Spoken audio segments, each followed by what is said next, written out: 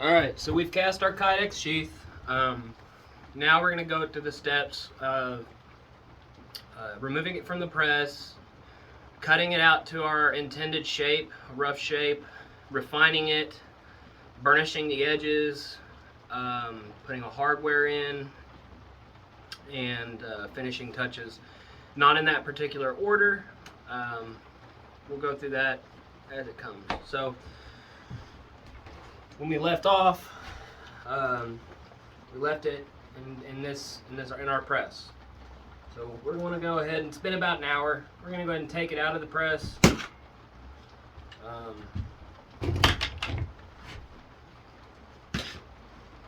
Again, I don't have a camera tripod right now. I will probably this week. So you're gonna have to bear with me. And I'm sorry, the first part of the video I shot in portrait mode. I wasn't thinking, so here I'm doing the second part in landscape mode. So, all right. This is what you want to see. This kydex is now like stuck together. So the reason I say that, some people will go ahead and peel it apart, but the reason I like this is because you're matched up on both sides. You don't have to worry about them sliding around and then getting them perfectly in line again. So what I like to do is I like to leave my knife in the sheath. Unless I can get it out without taking these apart, I like to leave it in the sheath, which I can take it out, luckily. So if you can, take your knife out. If you can't, don't freak out. Just be careful when you work with it. So for now, we're going to take our knife and set it somewhere safe. So now is a good time to break out your pencils or your pens and kind of, get a general idea of how you want the shape of this to be. Now, since we're not doing a taco style, keep in mind you're going to have to leave room here for eyelets. They're rivets that you're going to put in here to hold this together. You don't have to get super crazy and put them just very close together. Really, you just need something in the main points of the enclosure. You want it here, here, and here. Now, unfortunately, I cut one of these pieces of kydex just a little bit too short. I like to have that much space from the end of my knife, but it's like that on the bottom layer, but the top layer, it's just a little too short. I think I can still get a hole in there and rivet it shut. I'm using 1/4-inch eyelets. It looks like I'll probably be able to. It's just a little bit closer than I like. So we'll have to be really careful when we do that. I use a drill press whenever I put my holes in here for rivets. So you have to be, again, careful, because when you press your drill press, drill in that hole, you might separate your kydex. So you just don't push hard, be easy. Your goal is to get a hole in there, not melt a hole in there. And applying too much pressure can cause it to melt. So, we'll go through all that. So what we're gonna do now is, I would recommend, since it's your first time, that you get a pencil. I'm not gonna draw mine on, but I'm gonna show you how I do it. I like to just outline a general shape of how I want my kydex to be in its final form. Once you get that on there, if you have a bandsaw, use it. Unfortunately, I don't have a bandsaw, so I use a jigsaw. And using a jigsaw kind of sucks for something like this, but we're gonna work with what we got. Here's a tip that I kind of figured out on my own, because I've had a lot of nice sheaths damn near destroyed from being scratched when I'm trying to cut it with a jigsaw. Even if you're using a bandsaw, I suggest this. Get your blue painter's tape, and on the side that you're going to be sliding something around on or sliding against, like a bandsaw table, tape that. You don't want to scratch this stuff. It looks terrible if you scratch it. So we're just going to go ahead and do that.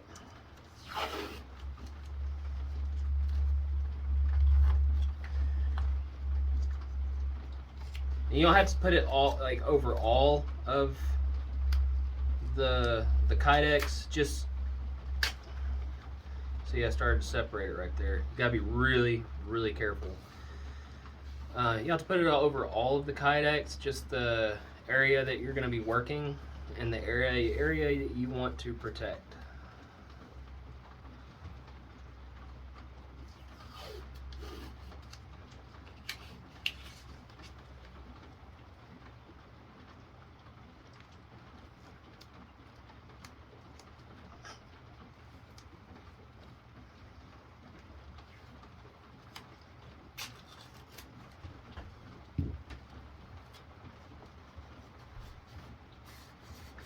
Just start putting it on there like that. I'm also going to cover the raised portion of my kydex that has the form of the blade on it, or the knife on it.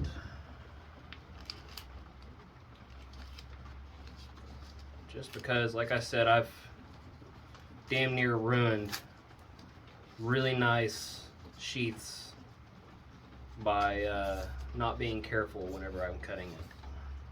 Just scratching it up, and then you got to try to buff it out, and then it looks weird because you've got perfectly textured kydex in some spots, and then you've got really shiny buffed out kydex in others, and it just doesn't look right. So just kind of be as careful as possible. All right, one thing I really do like to do, just to kind of prevent if this does come apart, or while you're working it prevents it from coming apart, I like to go ahead and drill 2 holes in where I want them to be in the final product.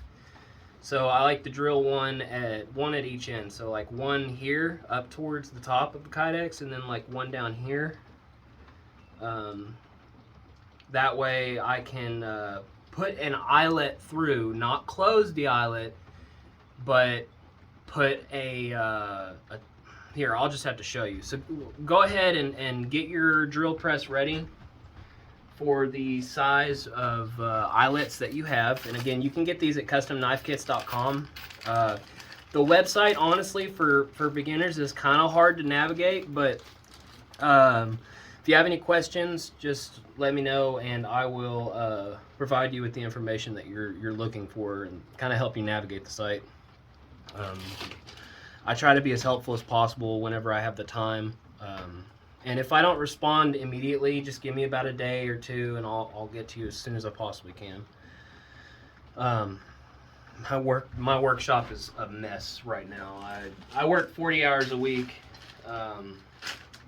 as a maintenance man where I live, and then I have a 10-month-old daughter and a wife, and so it's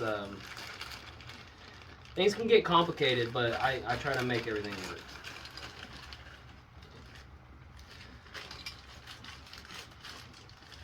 Let's see what we got here. These will work. Okay. I have another bag somewhere that I use more often, but we'll use these. Here. Right here.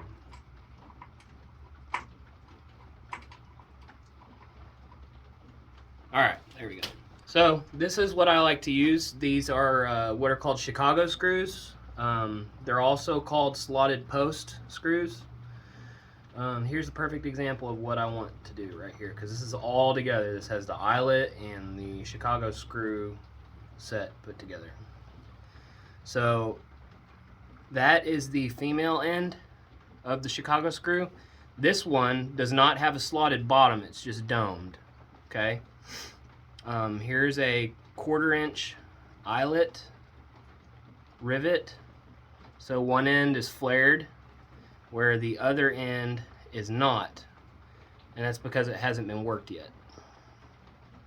And then here's the other end of the slotted post Chicago screw. slotted on the outside, and it's just the male end of a screw right there. I don't know if you can see that very well. So a lot of what I like to do is get a hole drilled in the size of my eyelet, which mine again are 1/4 inch, in 2 places, and then I like to slide an eyelet through that hole and do not close off the other end, and then through that I slide my Chicago screw, and then I close that with the other end of the screw, and that way you've got something that, because these are not going to fit the hole that you drill, these are smaller, but they're made to fit through the eyelets. So that's what we're going to do. You'll see more when I'm talking about whenever we get to that. This may not make sense to a lot of you until you see it, if you're like me anyway. So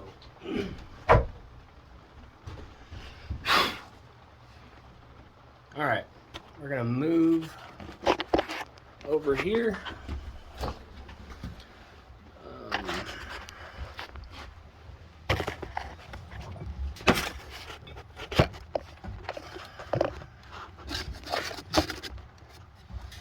I don't know how well you can see that. Let me see.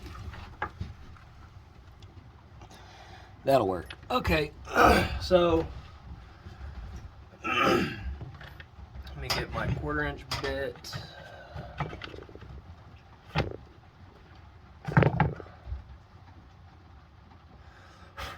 Yeah.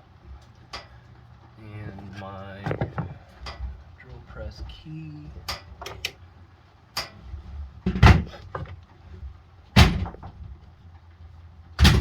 All right. Swap this out.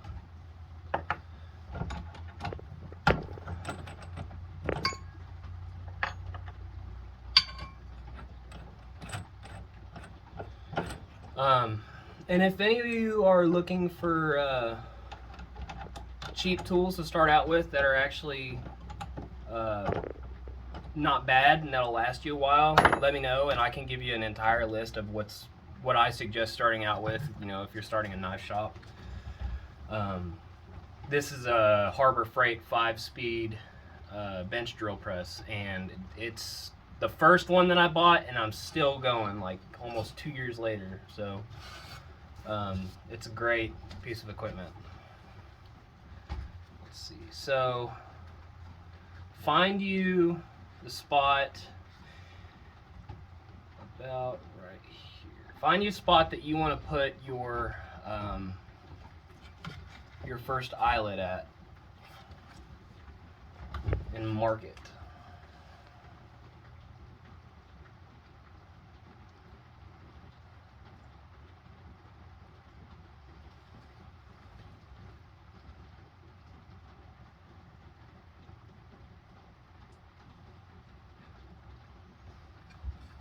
Like that.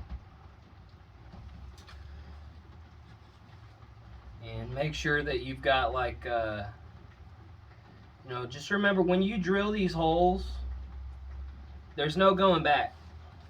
You can take material away, but you can't put it back. So make sure that when you drill your holes, you are putting them where you want them to be in the end. So I'm starting at the one down at the bottom here. Some people, they like to use a center punch to get these. You don't have to. So just make sure that you've got a drill bit that it has a tap on the end of it, not just like a metal drill bit. You can use metal drilling bits for these, but they don't work as well. And you're going to end up burning your kydex before you get through it in some cases. Okay. Got that hole drilled. So now I'm going to go ahead and slide an eyelet in there. I'm going to pull this tape back though, just for a second. Okay, I'm going to slide an eyelet through that hole. You can call them a rivet, eyelet, whatever you want to call it. It's the same thing. On the website, they're called eyelets.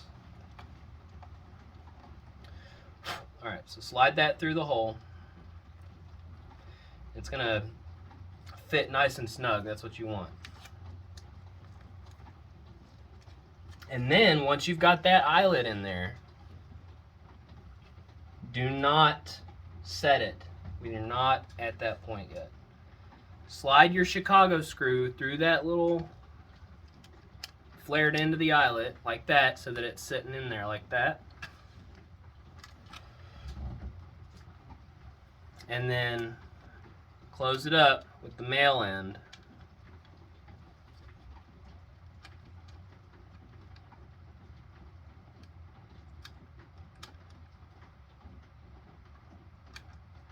If you're able to. Without dropping everything.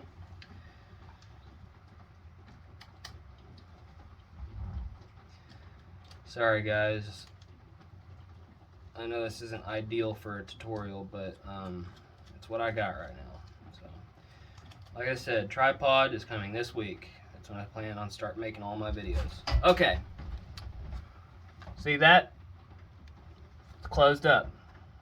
Now be aware, these things do not stay together when you start working them. Once these things start vibrating around, they're going to start unscrewing themselves. Keep an eye on that unless you want to start losing hardware left and right. These Chicago screws are not cheap. They're not super expensive, but when you start buying multiples, they start adding up pretty quick. They're not very cheap. So, and whenever you're putting these things together for the final time, putting a belt clip or something on, thread lock them. Just thread lock them. If the customer doesn't like it, they can always unscrew it themselves and put it, you know, the configuration that they want whenever they get it. Just let them take care of that. When you put it together, thread lock it and send it to them, because it's better than them losing hardware and complaining about it than it is for having to fight the hardware off of there. All right, so now we're going to drill our second hole. And again, the whole point of this is to just keep things together while we work it, while we cut it.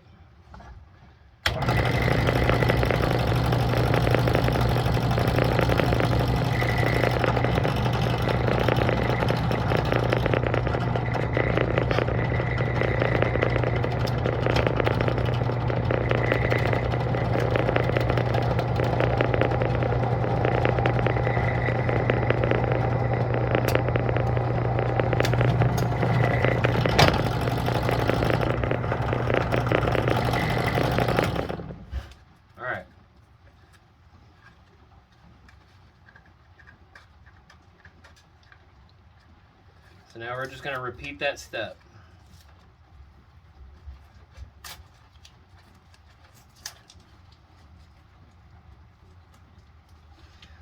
Get this tape off my fingers.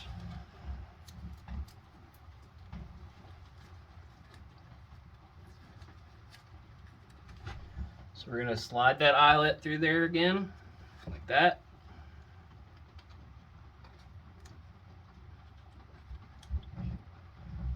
We're going to take our Chicago screw and disassemble it.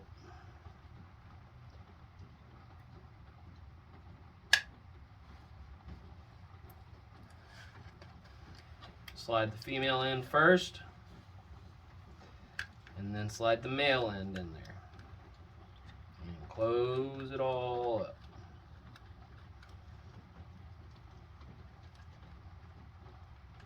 Alright, so now you got 2 holes drilled and locked in with Chicago screws and eyelets. And you can then just, like I said, keep an eye on that as you're working this stuff. You don't want it to start coming apart.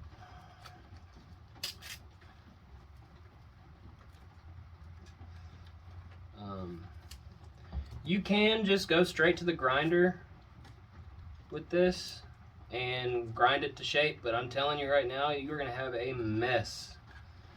Big mess on your hands, because this stuff is not, it doesn't not make a mess. So, all right, we're gonna move over to here. That'll work right there.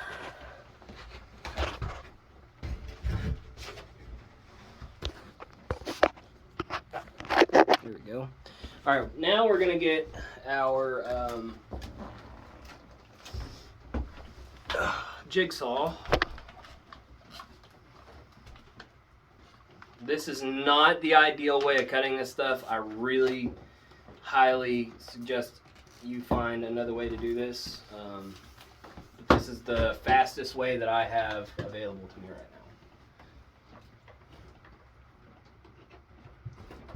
now. It just vibrates and catches, and it does all kinds of crazy crap that's not fun to deal with. But if you're like me and you don't have a whole lot of money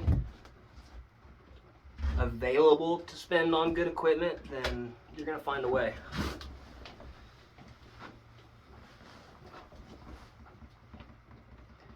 And again, we're just cutting this to the rough shape. If you have drawn lines on here, follow your lines as best as you can. You can cut in front of the lines, but don't pass behind those lines, because then you're not gonna be able to follow through with what you had planned out. So it's best to not cut enough.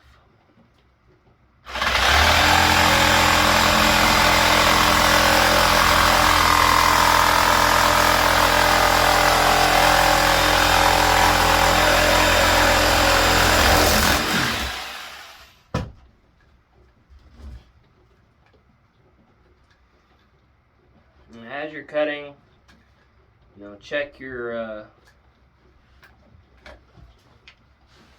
Chicago screws and make sure they're not coming apart while you're cutting. That is super annoying.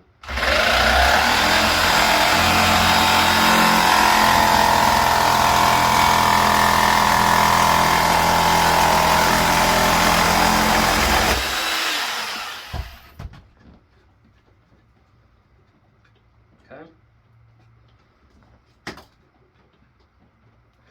See, like that one right there was already coming loose.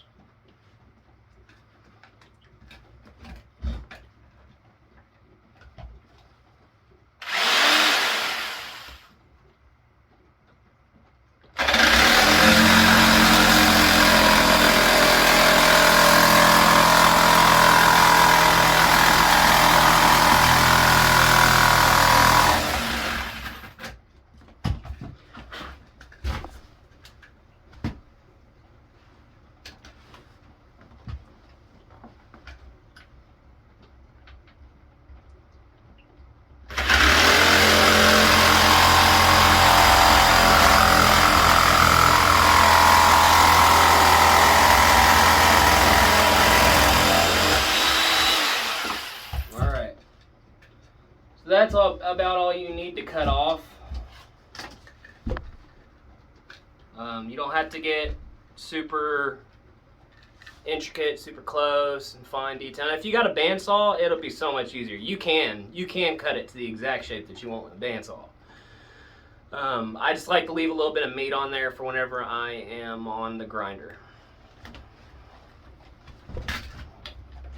So.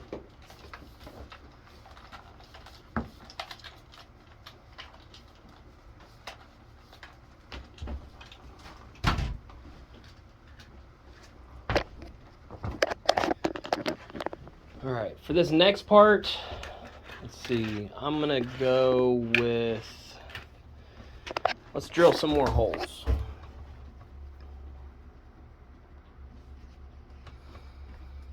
I think. Yeah, we'll drill some more holes.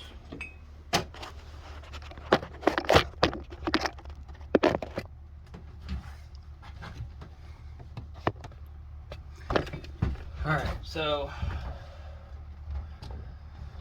go ahead and mark where you want your other holes to be. I'm gonna go with here, here,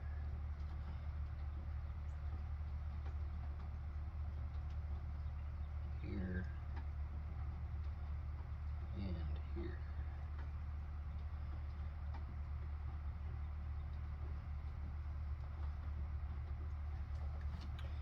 And just remember, if you're wanting to make this look as professional as possible, space them out properly.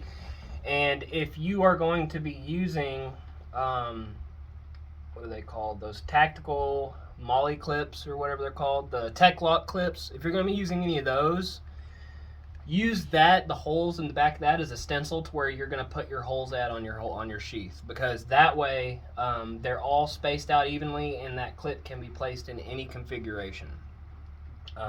That is the best thing that you could possibly do for a sheath that you're making, especially if it's for somebody else. If it's for you, just do it how it's comfortable for you. If it's for somebody else, then make it look good. And here's why I'm talking about draw your dots on before you drill your holes, because I am thinking now that I want to do this a little bit differently.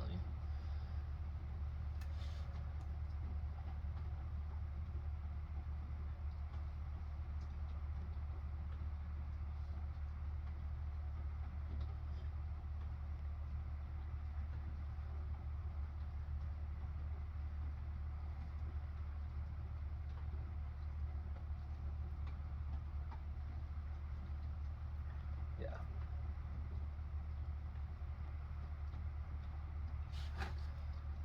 Okay. So this is how I'm going to do it. I don't know if you can see that too well, but the holes here and here I'm not going to drill. Just the ones on the either side of them.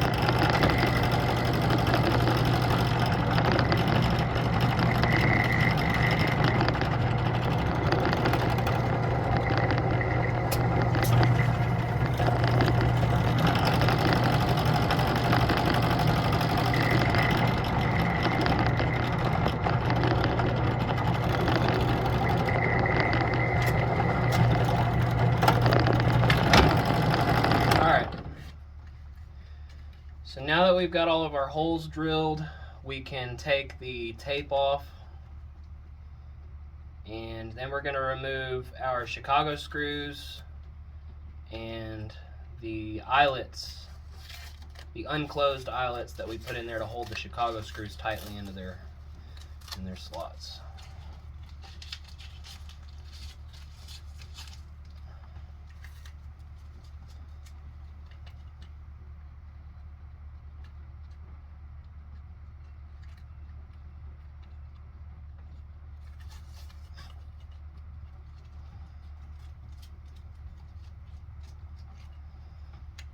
So that's where we're at.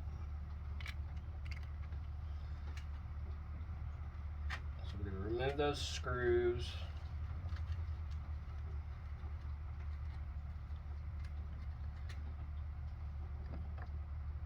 so.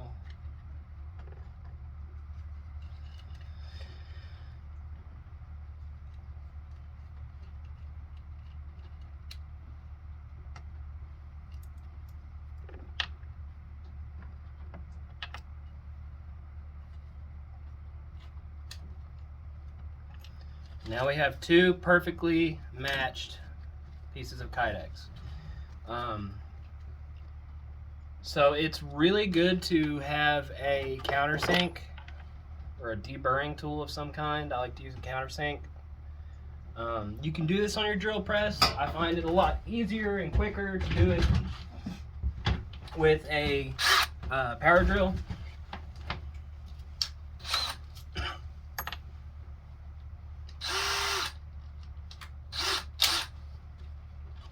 Just remember, if you're, use the right size countersink for this. Don't use something that's too big or too small. I'm drilling 1/4 inch holes, so this is a 7/8, I think. Yeah. No, 3/8, not 7/8. This is a 3/8 countersink. And you're just gonna deburr those holes and just bevel them around their edges. Don't press too hard. Go slow starting out until you get a good feel for it. I'm to the point now where I can do this fairly quickly. Again, I'm sorry about the camera angle. I know that it's not the best. Let's see if I can actually remedy that. Let me see. There, that ought to work. Okay, so now you can see what I'm doing. I'm deburring the edges of these holes because if you can look closely, those are raised from drilling it. They're not clean. So you're just taking your countersink and cleaning up the edges. Now you want to do this on the outside of these holes as well as the inside, because you want this to be as watertight as possible. It's not going to be completely watertight, but you don't want water getting in on around the edges of this sheath. You are going to want to drill a little hole through both sides of the sheath down here towards the tip of your knife. And what that does is it allows any water that's on the blade when you put it in there to, it gives it a place to escape from, or escape through. It's not going to be 100%, like it's not going to be, a tried and true perfect outlet for water, but it's there if, you accidentally put your knife wet into your sheath. So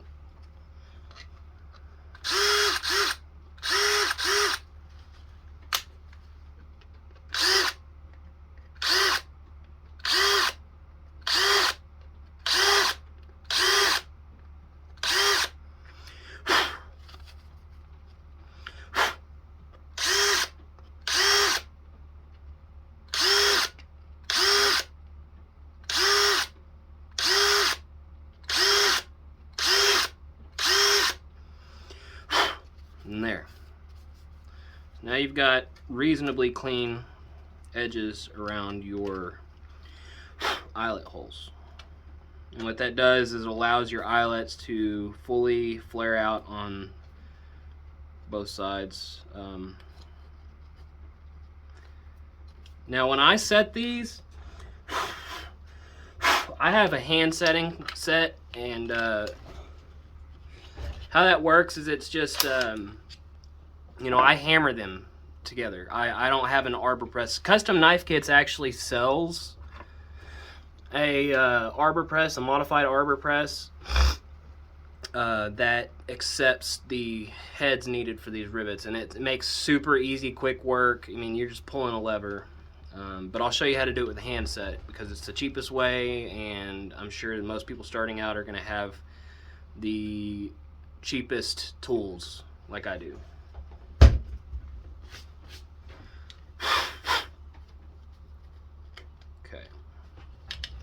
we're gonna go ahead and drill a little hole for water to escape from the sheath.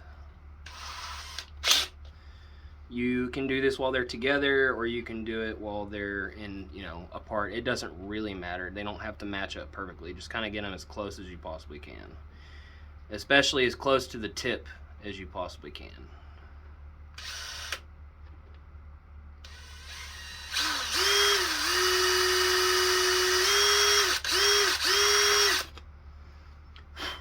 And do it safely. Don't hurt yourself. Matter of fact, I probably need to reiterate this. Wear your PPE when you're in the shop. I don't care what you're doing. Last night, this is perfect example. Last night, I was working on a couple of knives, and even though I was wearing my goggles, I got a couple good-sized chunks of steel went into my eye. Even though what happened was they got on the top of my goggles, and I use these. I don't use regular safety glasses. I use these. They're like ski goggles. It got up in here, and when I took it off, it fell down into my face and got caught in my eyelash. And when I went to wipe it away, they got in my eye. I had to go to the ER last night to have it removed, and now I have a little crater in my cornea, or the lens of my eye, where there's a rust ring. And tomorrow's Monday, I have to go to an ophthalmologist and have them remove that. It's not fun. I hate getting stuff in my eyes, and it was a bad time. So wear your PPE and be as safe as possible, because even though you're wearing your PPE, it does not mean that you are not going to get hurt in some way.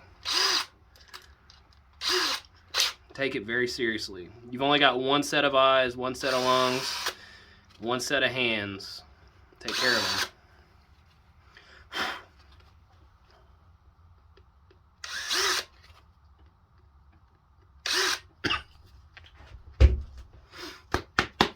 Alright. So I've also countersunk the hole for the water to escape through, because it looks better. It looks a lot more professional when you do that, Alright, so now what we're going to do is we are going to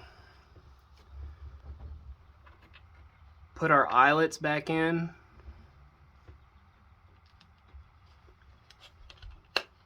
We'll put our sheath back together. We're going to put our eyelets back in. And then we're going to screw these shut again one more time. And the reason we're doing this is because we're about to grind this to its final shape. And when you do that, you want to be able to take it apart again so that you can clean all of the kydex out of the inside, because it makes a mess, man. Like, it's crazy. So if you've got a shop vac in your shop, mount the hose where it's underneath your grinder and where it's sucking up all the stuff that's going to blow off of it whenever you're doing this. Unfortunately, I don't have that, so I can't. I have to sweep my shop when I'm done. But this stuff gets everywhere.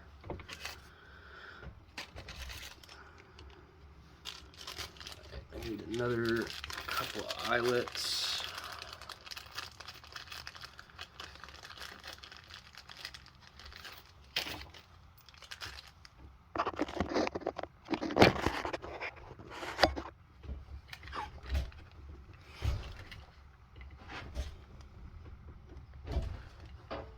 Alright, so we're going to slide a couple more eyelets in here just to make sure that it's more secure than just two.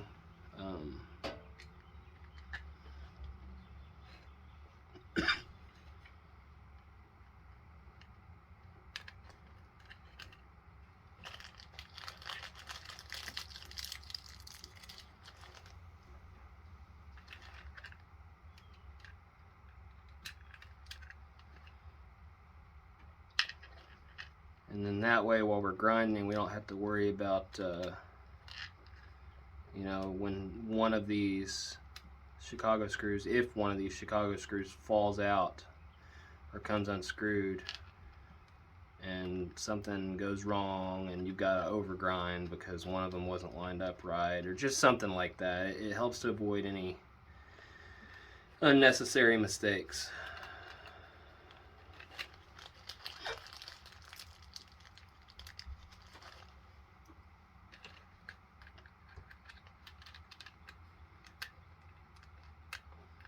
So we want to have this thing to where we can take it apart and clean it before we seal it up completely. All right, we're going to switch camera angles, and then we're going to get started. That's what your sheath should look like at this point.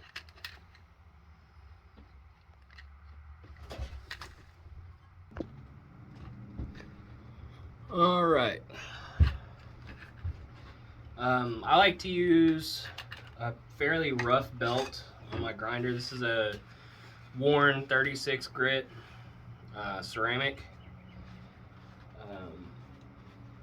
I wouldn't recommend using anything finer, and if you have to, make sure it's as rough as you got, because you're going to burn this kydex otherwise.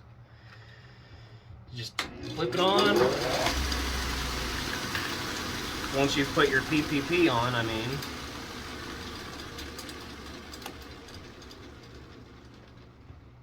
PPP, it's PPE.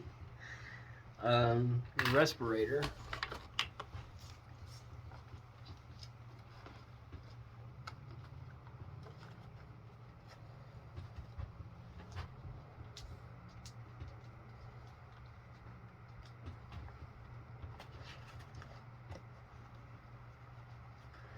It should look something like this. Your gloves. You're probably not going to be able to hear me too well, so I'm not going to talk a whole lot while I'm grinding.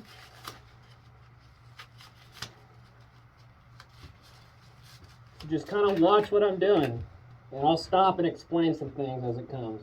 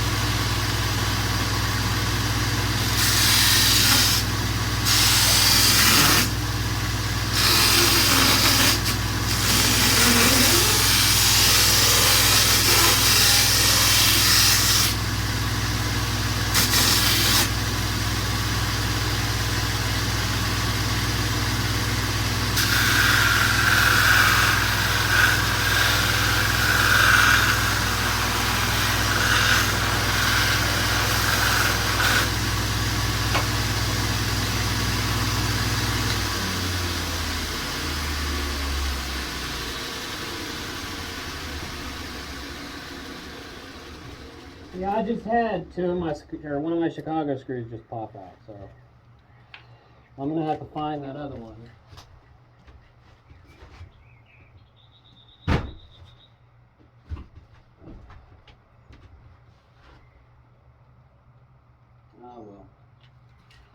it's not the end of the world. I have more, but try to avoid that if you can. I know it's kind of hard because, you know, you don't want to close this up all the way until you're able to clean it out, but, you know, if you're able to put up with this, go ahead and put up with it. If otherwise, you know, just do your best.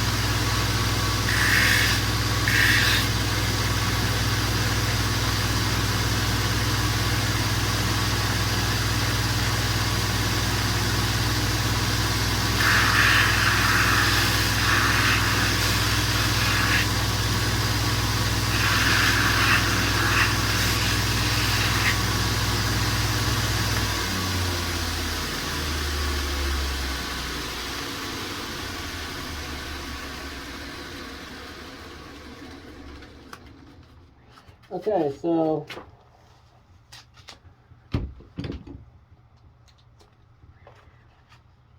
I've got my final shape roughed in, which means I've got it just about where I want it to look when it's finished. The next step after this is taking it apart, cleaning it out. I recommend washing it out with cold water. Don't use hot water.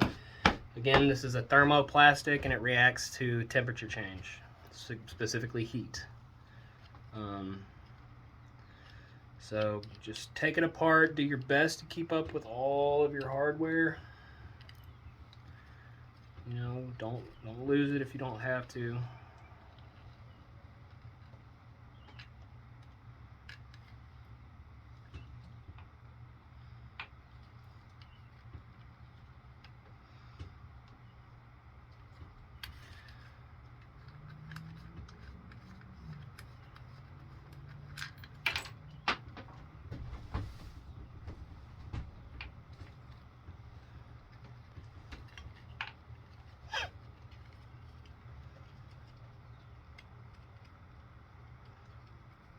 Some people put these things together with just Chicago screws. When I first started out, that's actually how I did it. I don't recommend that because you're going to have to thread lock every single one of those Chicago screws to keep this thing from coming apart when it's being worn and taken off and messed with. So just avoid that altogether.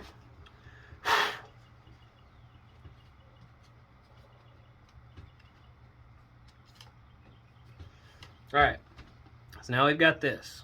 We're going to take this inside the house, rinse it off, and then we're going to come back and rivet it all together. And then we're going to follow through with cleaning it up, refining it, and putting the rest of our hardware on there. It's beautiful out today. It's raining, but it's nice.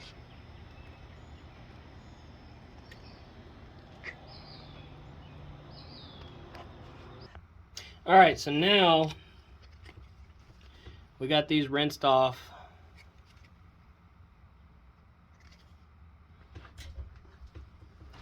We'll grab a paper towel. Have a hole, there it is. Grab a paper towel and dry it off. Man, my shop is a mess right now. I've been so busy.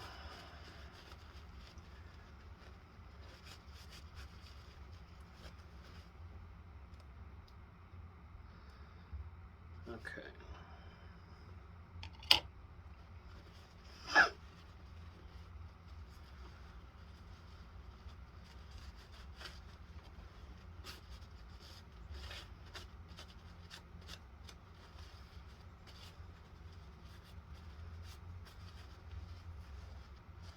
All right.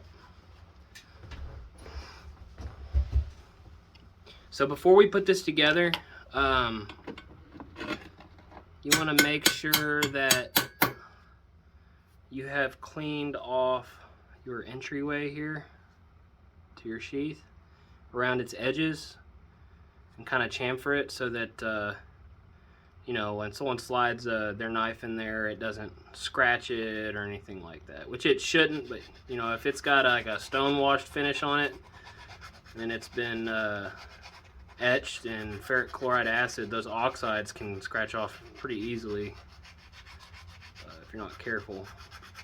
So just take like a little diamond file or just a little whatever file, or even a piece of sandpaper wrapped around a popsicle stick, just whatever you got, and just kind of clean up those edges, which we're going to end up doing all around the entirety of this sheath on the outside. The inside, the only part of the inside you want to do this with is the entry. Otherwise, you're not going to have a nice tight fitting seal on the outside of your kydex sheath.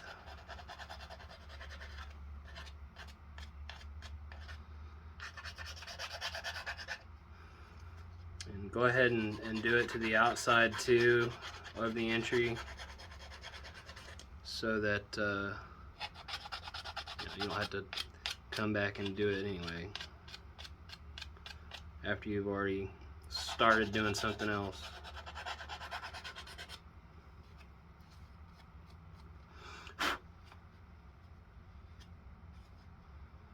Just make sure that when you run your finger along the edge, you're not catching.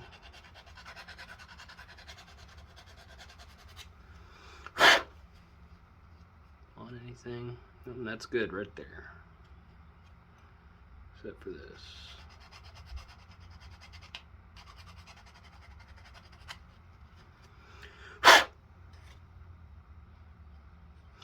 That's what you want. Nice, clean entryway on both sides,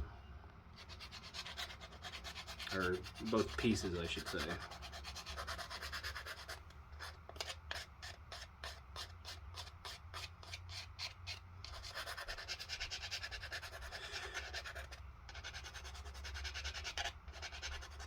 Just try to be as uniform and clean as you possibly can when you do this.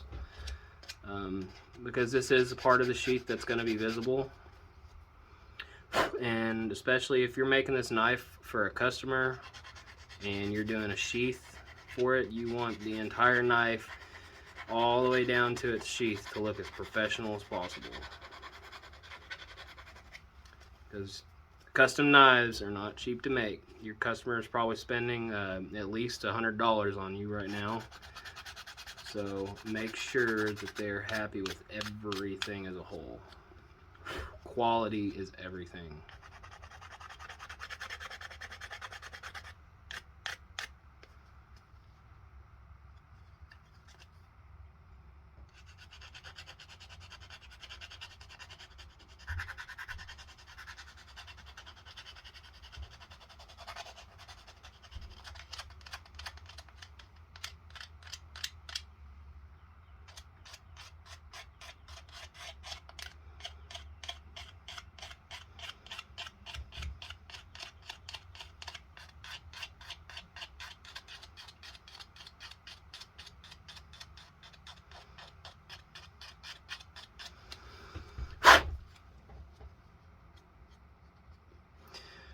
That looks good to me.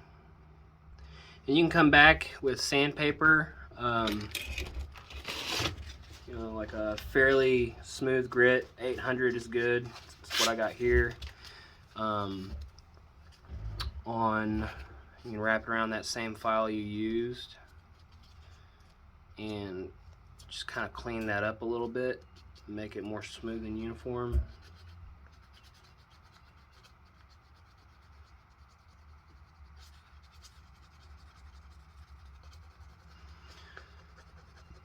Like this.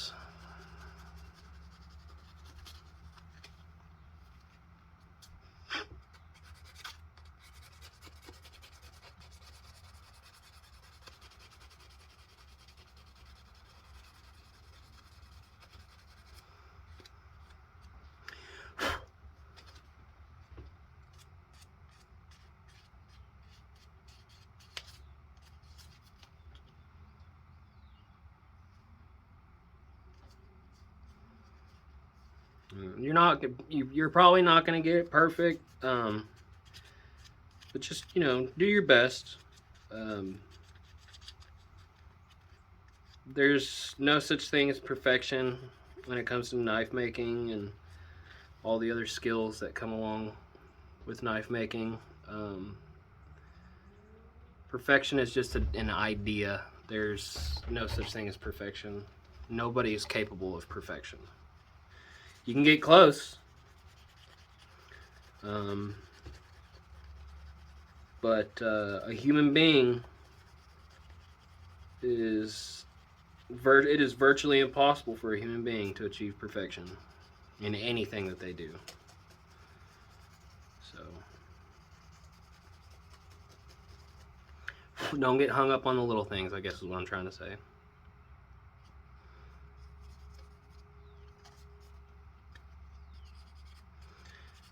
But then again, don't overlook the little things, because the little things are what count. Little things, too many little things going wrong is one big problem. So it's a catch-22. It's a conundrum. So just kind of do your best and learn from your mistakes as well as others' mistakes. All right. So now we got our entryway cleaned up on both halves of the sheath. We are going to start setting rivets. So we need, let's see, 1, 2, 3, 4, 5, 6, 7, 8, 9 1/4-inch eyelets. Right here we got 4.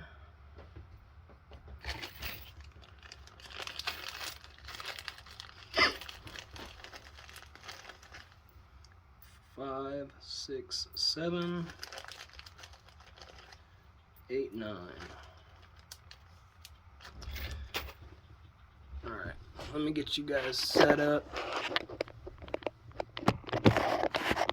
Let's probably do it right here.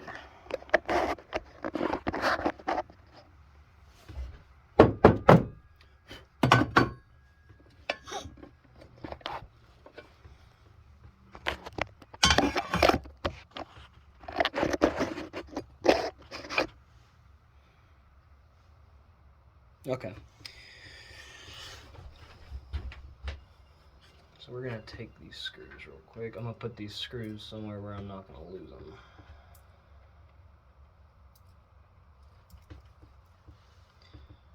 Set all my eyelets right there. Man, I can't stress this enough either, but if you can help it, keep your workspace clean. Don't be me. I get caught up in what I'm doing and just completely overlook keeping my area clean. All right, so this, let me move this out of your way.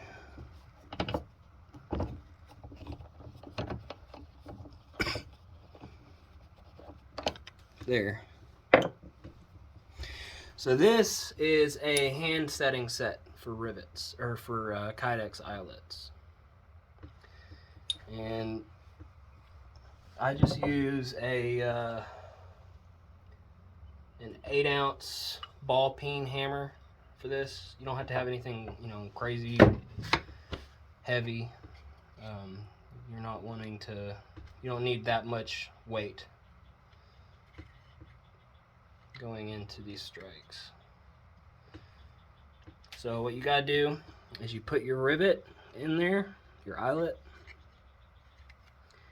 put your little platform down here,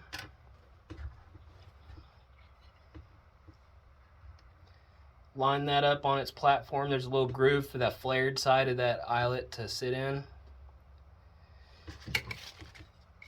And then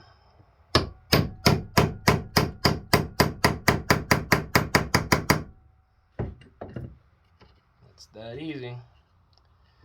Just go through and make sure that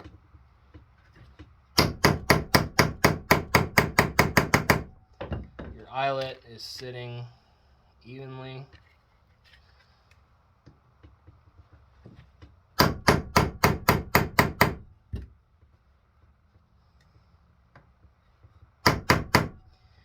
I'll tell you this much, it is well worth the money to buy the Arbor Press hand setting eyelets. A lot of people have problems with it. I really personally don't. I don't mind hand setting my rivets or my eyelets, but you're going to get a much cleaner and professional looking result with that press.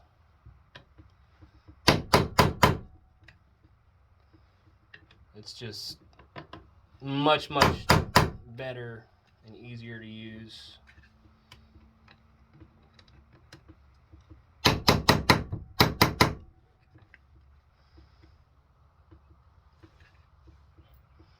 Because these rivets, these eyelets don't always like to line up right, or not line up right, but like flare over correctly.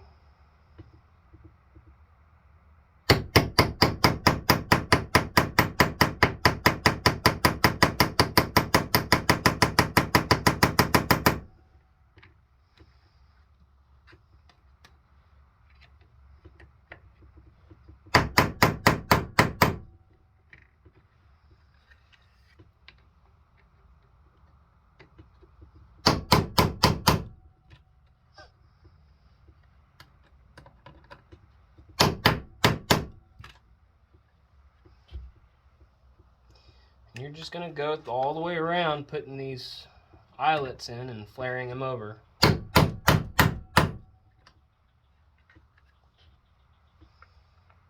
Kind of experiment with how hard you hit it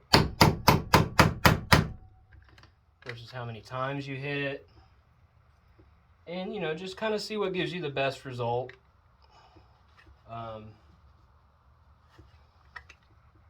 This knife isn't going to anybody. This knife is going to be mine. It's actually the first knife I've ever made for myself. Every knife I've made, which I think I've made like 20-something knives now over the past almost 2 years, has been for somebody else. which is, you know, it's the main reason why I started out making knives, was because I wanted other people to appreciate my work. So anyway, it's the second to last one.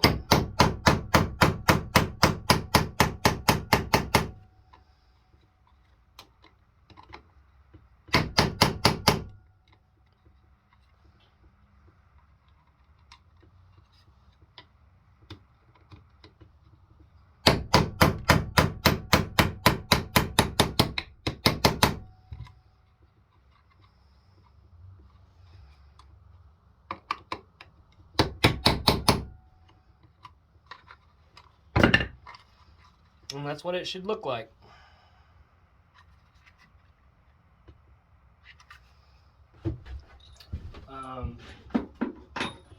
We're still not done. We've got to clean up the edges and burnish them to where they're nice and shiny. I like to use a buffer for that, but that's something you're going to have to be careful of, is using a buffer with kydex. It'll tear up your kydex faster than you'd think. So that's what we're doing next.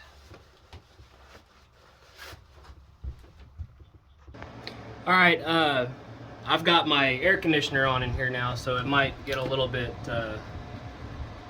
harder to hear me. But what I want to, this isn't something I do every time, but this is something I'm going to do this time because I have a recurve in the design of my sheath. And that is to put a finer belt on my grinder and kind of smooth the scratches in the edges of my sheath to the point where it's easier to sand them out by hand. So I'm going to put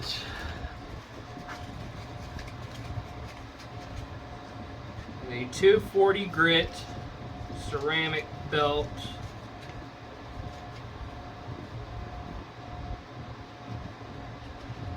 on my grinder. It's a really lightweight belt. I think it's a Y weight, something like that. So it kind of twists and curls when it's not on the grinder.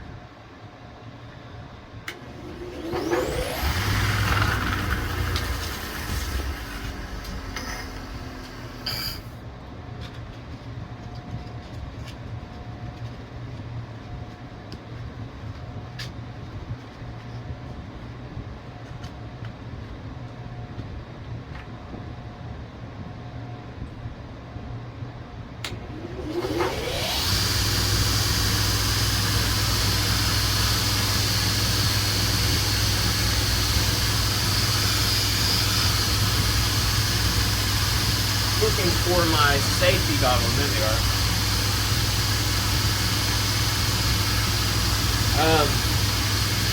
For this type of thing, I really recommend using your respirator. The only reason why I'm not wearing a respirator right now is because I want you to be able to hear what I'm saying. So do not grind kydex or steel or wood or anything without wearing a respirator. It's really bad for your lungs. So what I'm going to do is I'm going to use this top wheel here, and I'm gonna use that to my advantage in getting into this recurve of my kydex sheath. Let's see if I can change the angle here for you so you can see a little bit better. There we go. All right, I'm gonna use the top wheel here. You just gently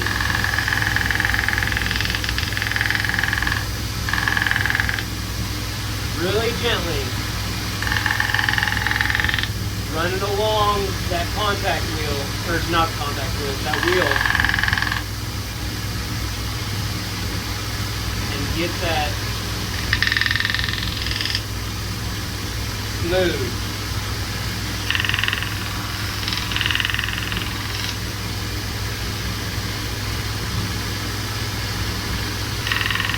Do not push hard. If you push hard on this fine belt, it's just going to burn your kydex.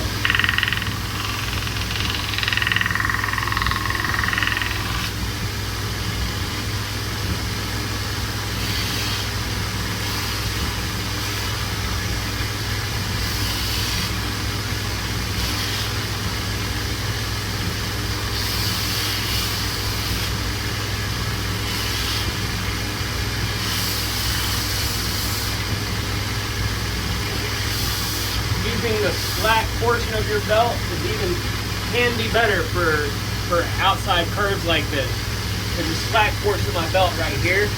I can use that to more carefully and softly brush this down. If I put it against my flat platen, it's just going to make that clicking, bouncing sound.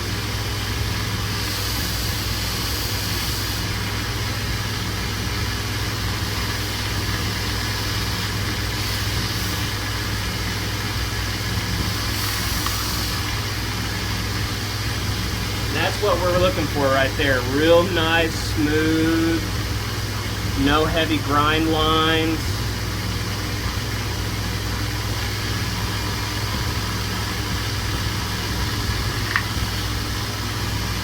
Well, unfortunately on the recurve we can't get that because we're having to put it up against a rough, hard surface to grind it.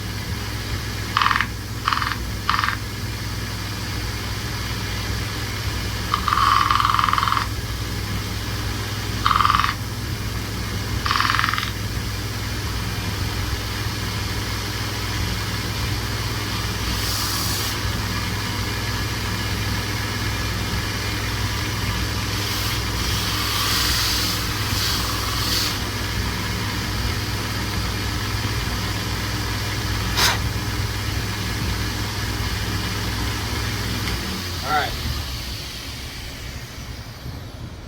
so now we've got a pretty nice, decent, smooth finish on the edges of our sheath now.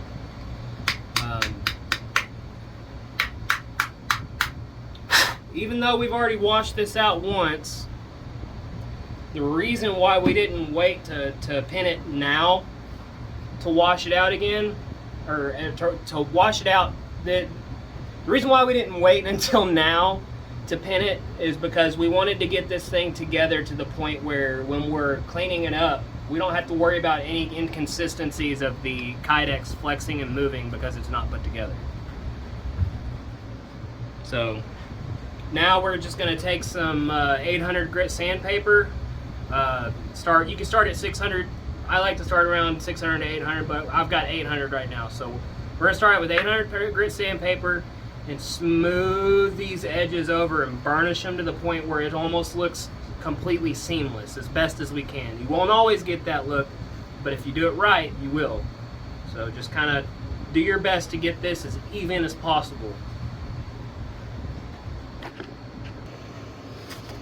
What I like to use when I sand these is these little bamboo sucker rods. They're for like, you can get them at Walmart in the crafts area next to like the candy making stuff. I guess that's what it is.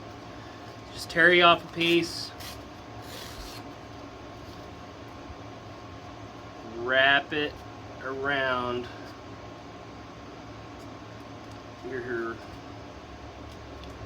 the object that you're using as a backer. And then just carefully and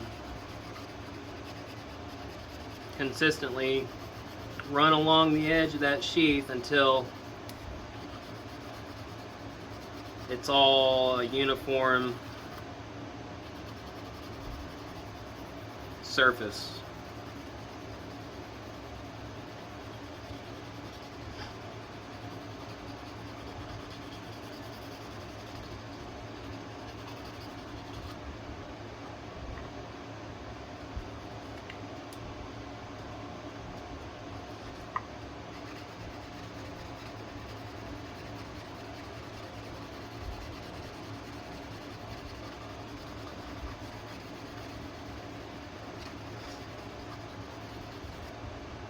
As a side note here, I'm kind of at the point in my knife making journey where I'm open to doing collaborations with people. I actually have like 4 collaborations with one guy right now. He makes some really amazing Damascus and Kumai and Nimai steel, as well as his knives. Just he's an amazing metal worker, and he's actually made some steel for me, and is making some more for me right now for another really fun project. His name is Matt Aaron. I think it's Aaron Creative Company. You can find him on Instagram. I'll actually put his link in the description for those of you that are interested. I'm doing some stuff with him right now that is going to be really fun once I get to it. So I guess what I'm trying to say is, if you want to do any collaborations with me, get in contact with me, and we can work everything out and get to know each other to the point where we're comfortable working with one another, and go from there.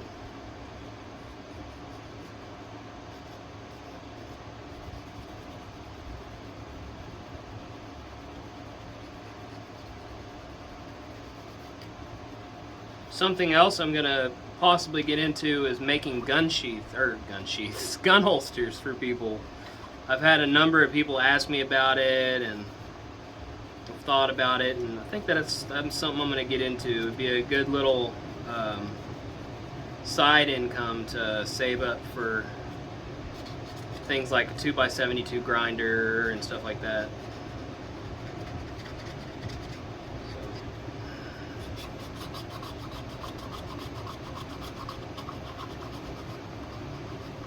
So just you know, go along these edges, like I said, make sure they're nice and smooth,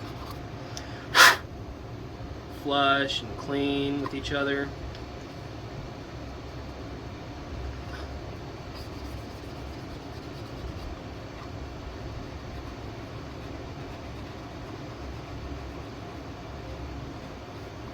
Another trick that you can use for this is take your sandpaper, lay it on something flat, like a granite surface plate would work perfect, and if you can, tape it down, and then just take your sheath and run it along its edge like that, and it makes really quick work of this. So that's actually what I'm going to do for this corner here. It really helps like radiusing these corners to where they're nice and clean looking. That way, you know, you don't have a nice smooth looking edge with a chunky looking corner. It's, you know, you don't want that. So I'm just gonna do it on the back of my vise here, just to kind of show you what that would look like.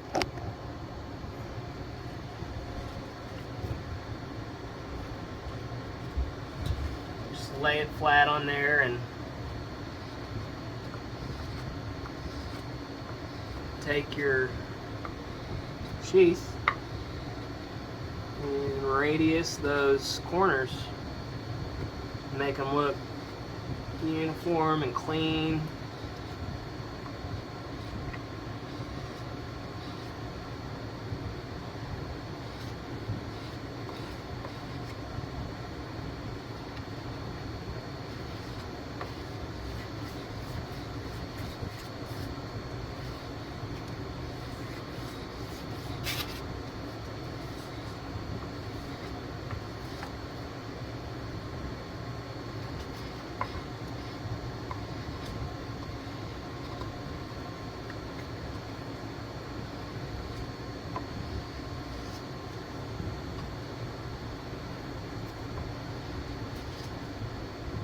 There you go.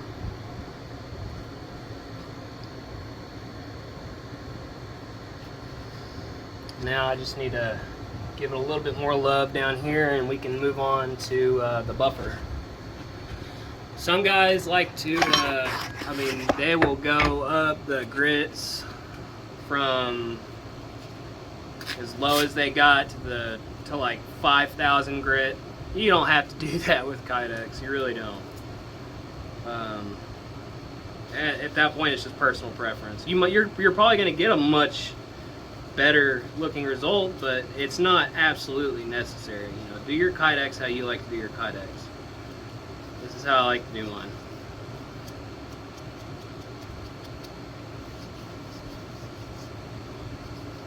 Just keep on going up the edge there until you got a nice, clean, consistent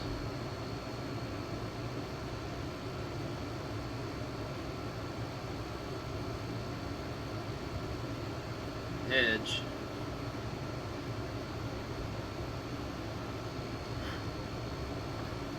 And that ought to do it there.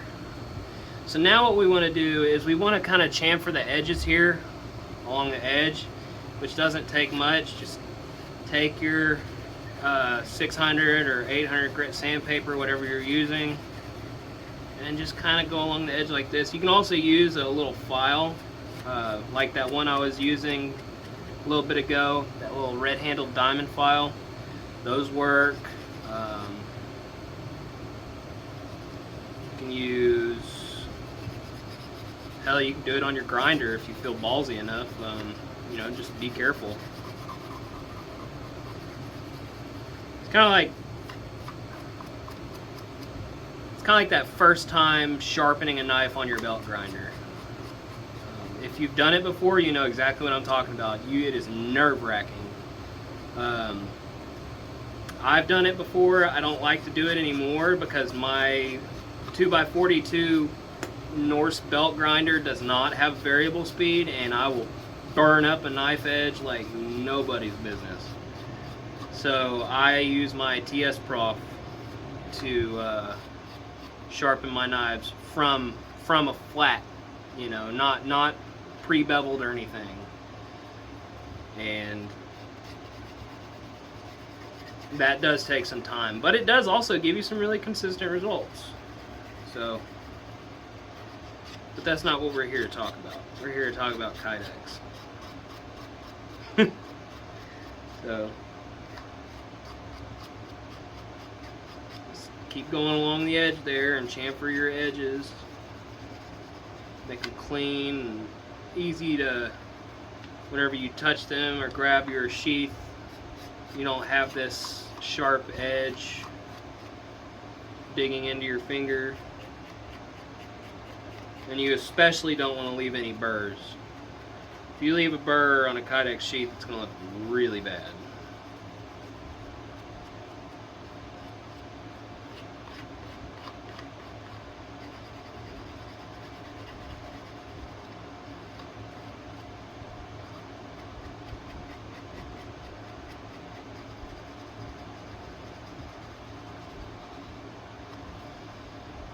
I think that feels pretty good.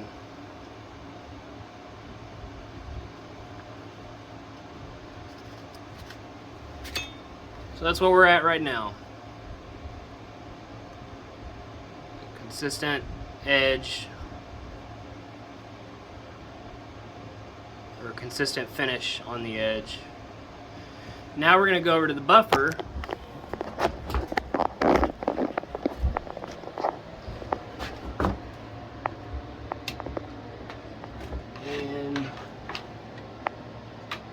Get going on that.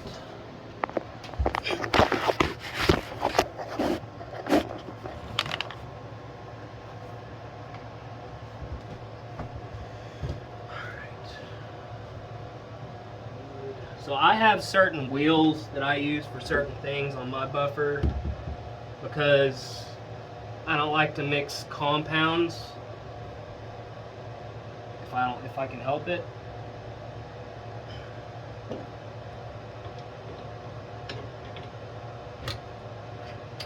Because some compounds don't do too well on some materials, and I don't have a wheel rake. So,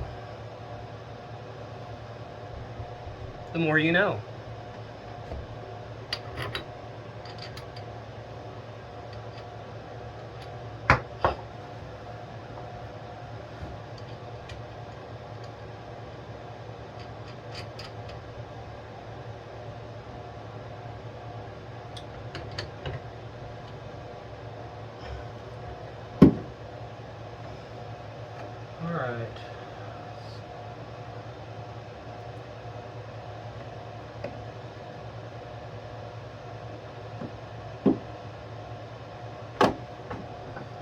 All right, we're gonna use white compound, white buffing compound.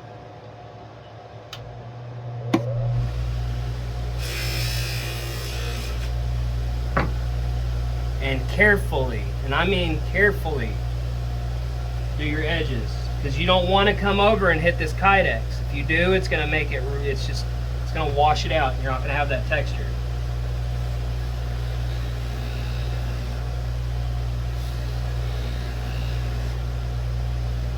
So just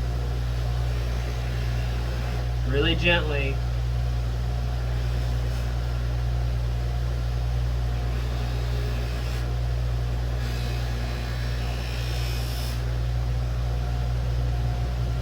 Hit those corners and edges.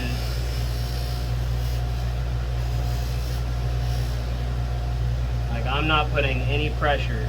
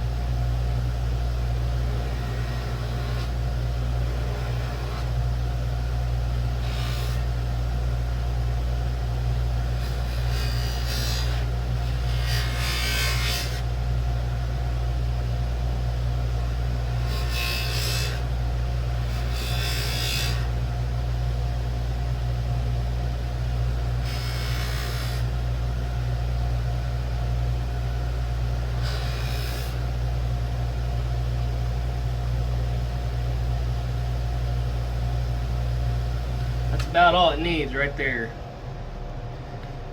Now we just want to get all the excess buffing compound off of there.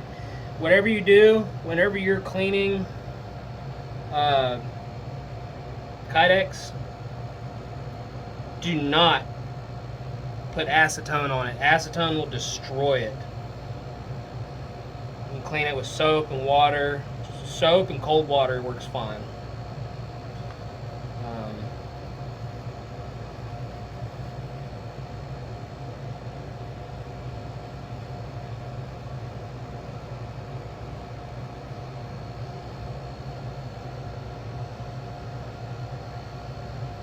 You can also take a clean buffing wheel that doesn't have any compound on it.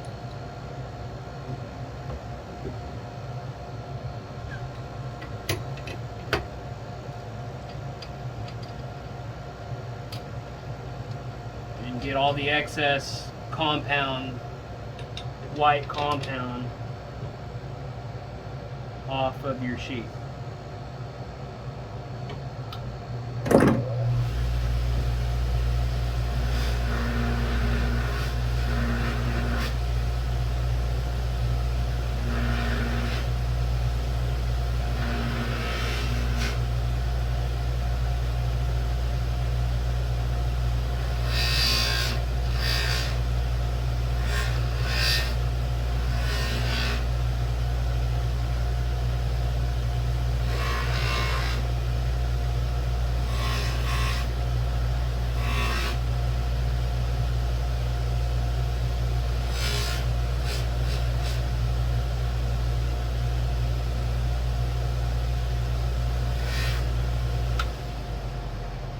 And that's that. Now you've got nice, shiny, burnished edges on your kydex sheath. Now we're going to test the fit.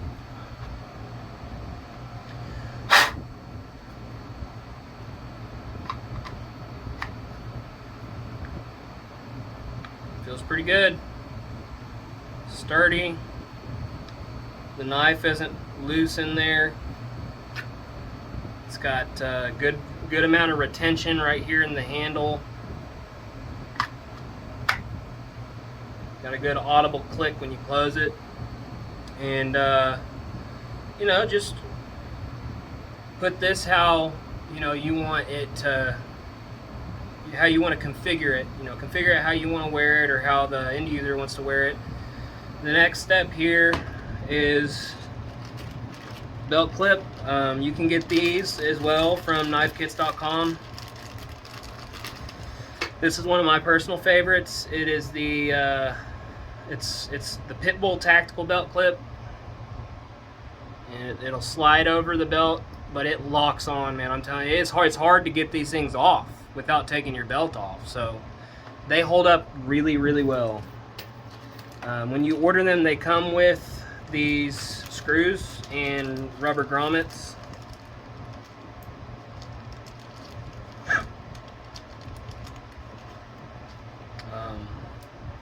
Depending on the knife, I like to do 2 clips. I'm probably going to do 2 clips on this one just because it's my personal preference. I don't like to have any kind of play in my knife when I'm wearing it. Like I said, this one is for me, so just kind of look at how you want this to sit.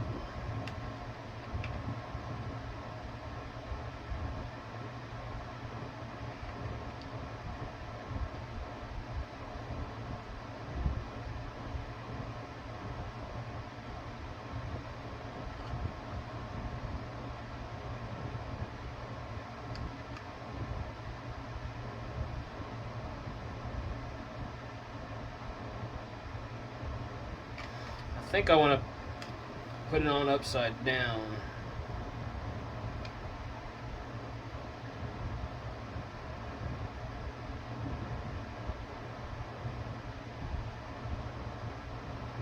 So we're going to get a feel for that real quick. Let's see what it feels like.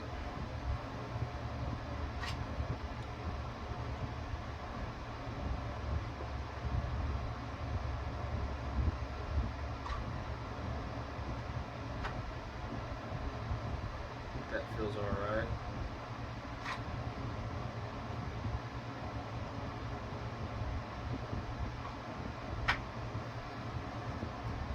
And also wear it like this. This really just depends on the end user.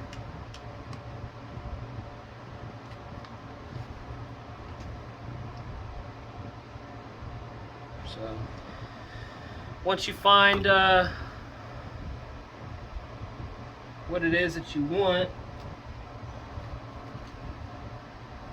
on your placement, get your make sure you have some thread lock. You don't have to thread lock it right away.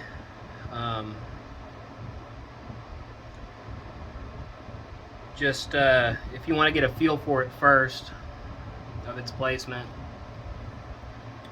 you can do that.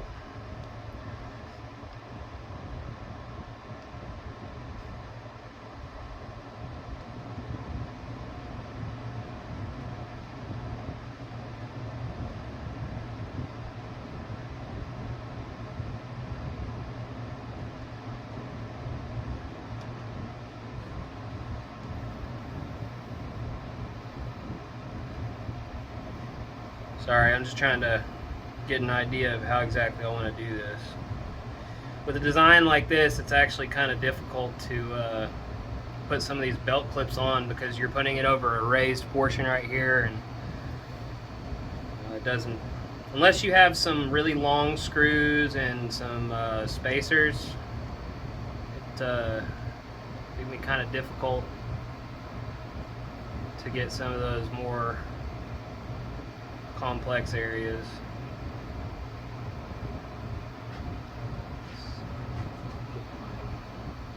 Drill.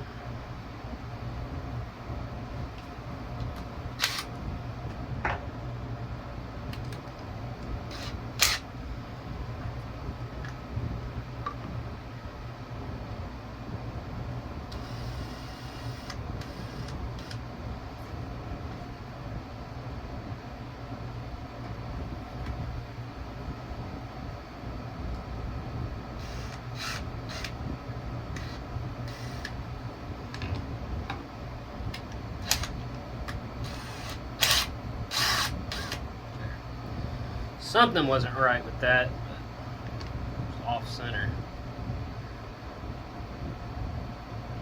So yeah, just get your belt clip, line in where you want it, test it out. And when you're happy with it, thread lock her in and you're good to go.